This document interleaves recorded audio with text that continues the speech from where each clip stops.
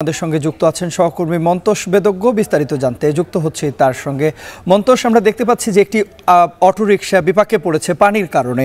একটু জানাবেন জলাবদ্ধতা পরিস্থিতির সবশেষ অবস্থা এখন কি রয়েছে?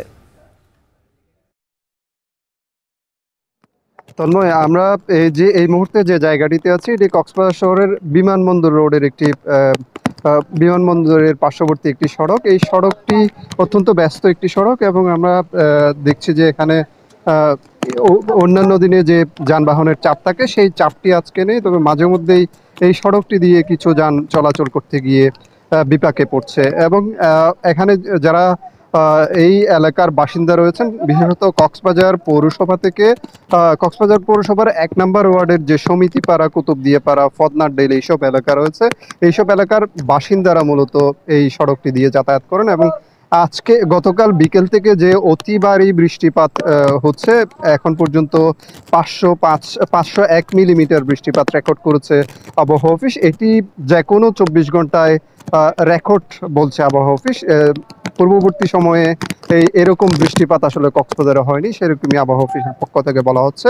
এবং গতকাল বিকেল থেকেই কিন্তু এই সড়কটি আসলে পানিতে নিমজ্জিত রয়েছে এবং এর বিকল্প হিসেবে লোকজন কিন্তু সৈকতের পার্শ্ববর্তী যে সড়কটি রয়েছে, বেড়িবাঁধ রয়েছে, সেই বাঁধের উপর দিয়ে চলাফেরা করছেন নিজেদের বাড়ি করে। এবং পুরো কক্সবাজারের মধ্যে কক্সবাজার পৌরসভা সহ চকরিয়া, উখিয়া এবং টেকনাফ উপজেলায় কিন্তু পানিবন্দী রয়েছে বেশ কয়েক হাজার মানুষ। এবং কক্সবাজার উখিয়া উপজেলায় ইতিমধ্যে ৩৫০ পানিবন্দী পরিবারকে আশ্রয় কেন্দ্রে নিয়ে যাওয়া হয়েছে বলে সেখানকার কক্সবাজারের জেলা প্রশাসক আমাদেরকে জানিয়েছেন। এবং গতকাল থেকে এখন পর্যন্ত কক্সবাজারের বিভিন্ন যে পাহাড়ি এলাকা রয়েছে, সেই সব পাহাড়ি এলাকায় কিন্তু অনেক পাহাড়ে ফাটল দেখা দিয়েছে বলে স্থানীয়রা আমাদেরকে জানিয়েছেন। এবং ইতিমধ্যে পৃথক পাহাড় ধসের ঘটনায় কক্সবাজার সদর উপজেলার দক্ষিণ ডিগকুল এলাকায় ৩ জনের প্রাণহানি হয়েছে, একই পরিবারের মা মেয়ে।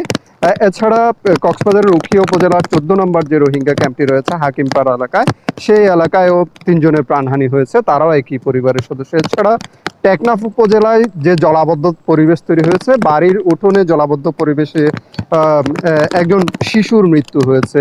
এবং এই যে যারা মারা গিয়েছে পাহাড় ধস কিংবা পানিতে ডুবে, যে ৭ জনের টোটাল মৃত্যু হয়েছে, তাদের পরিবারকে জেলা প্রশাসনের পক্ষ থেকে আর্থিক সহায়তা দেওয়া হয়েছে। ২৫,০০০ টাকা করে প্রতি পরিবারকে দেওয়া হয়েছে বলে জেলা প্রশাসক আমাদেরকে জানিয়েছেন। এবং আমরা দেখছি যে এই ভারী বৃষ্টিপাত অব্যাহত থাকার কারণে কক্সবাজার শহরের বিভিন্ন স্থানে মাইকিং করা হচ্ছে। এছাড়া উপজেলা পর্যায়ে মাইকিং করার জন্য উপজেলা নির্বাহী কর্মকর্তাদের নির্দেশ দেওয়া হচ্ছে। সেই নির্দেশনা অনুসারে সেখানেও মাইকিং চলছে, তারা যাতে ঝুঁকিপূর্ণ জায়গা থেকে নিরাপদ আশ্রয়ে সরে আসেন, সেই প্রচারণাটি আসলে চালানো হচ্ছে।